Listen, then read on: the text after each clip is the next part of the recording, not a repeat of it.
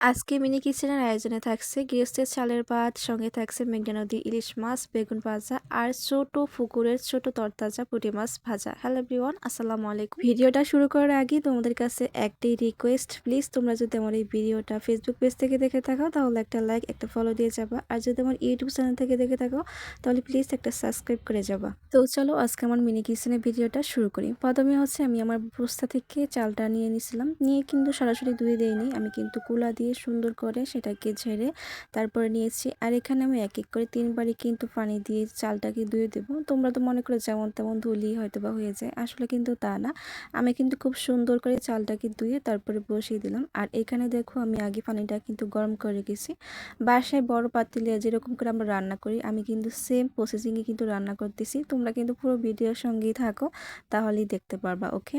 আর আজকে যে চুলা দেখতে পাচ্ছ রান্না করতেছি, এটা কিন্তু নতুন চুলা। আগের চুলাটা আমি সরিয়ে নিয়েছি, কারণ ছোট পাতিলের ছোট চুলা তো অবশ্যই থাকবে। তবে ভিডিওতে কেন জানি একটু বড় বড় লাগতেছে, এটা কিন্তু অনেক মিনি একটা চুলা। তো এখন তো আমার ভাতটা হয়ে গেছে, এখন ভাতের মারটা গালবো। আর এখানে হয়েছে কি জানো, আমার ভাতে যে মার গালি যে দেখছি, সেই ডেকচিটা কিন্তু একটু বড় হয়ে গেছে। তারপরে একটা লাঠি দিয়ে সেখানে ছোট করে নিলাম।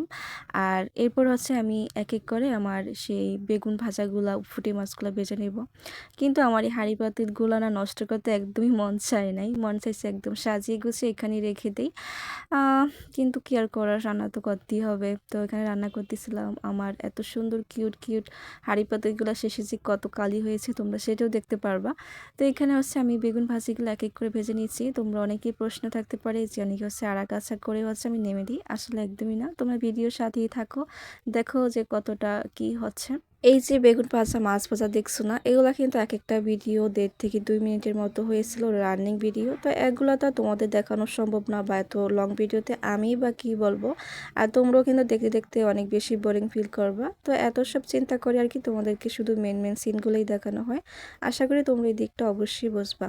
মাছ আর বেগুনগুলা ভাজার পর কিছু অবশিষ্ট তেল রয়ে গেছে, সেই তেলটা দিয়ে এখন ইলিশ মাছটা রান্না করব। তেলটা এত বেশি নষ্ট হয়ে নাই, তাই অপেক্ষা করো ঠিক হবে না।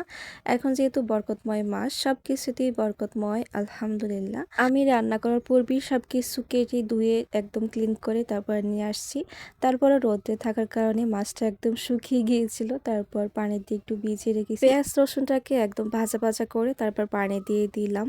আর তোমরা আর যাই হোক, আমার কিন্তু রান্নার মধ্যে কোনো ভুল ধরতে পারবে না, কারণ বড় পাতিলে যেভাবে রান্না করি সেভাবে কিন্তু এখানে রান্না করা হচ্ছে। তারপর হলুদ, মরিচ, লবণ সব কিছু দিয়ে একদম পেঁয়াজ রসুনটার সাথে কষিয়ে নিলাম। ছোট কড়াই কারণে সবগুলো মাছ একসাথে দিচ্ছি না, আগে মাথাটা দিলাম, তারপর এক এক করে সব মাছগুলো আর কি দিয়ে দিব আমার সুবিধার্থে। আর এখানে একটু পানি দিয়ে আমি মাছটাকে কষিয়ে নিব।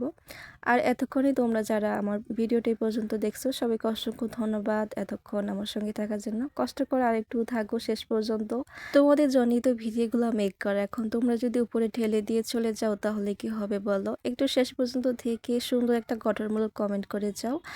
তোমাদের এই সুন্দর একটা কমেন্টের কারণে কিন্তু আমরা যারা এই ফেসবুক প্ল্যাটফর্মে কাজ করি খুব উৎসাহিত। মাছটা কষানোর পর তো তরকারিটা দিয়ে দিলাম। আজকে কিন্তু মিষ্টি কুমড় দিয়ে ইলিশ মাছ রান্না হচ্ছে। তারপর ভাতের মারটা উঠে দিলাম। এটা কিন্তু আমরা আমাদের আঞ্চলিক ভাষায় বলি ভাতের গড়। তোমরা কি বলো একটু কমেন্টস করে জানিও তো। তারপর এই তো আমার রান্না বান্না প্রায় শেষের দিকে, এখন আমি একটু সার্ভ করে নিচ্ছি।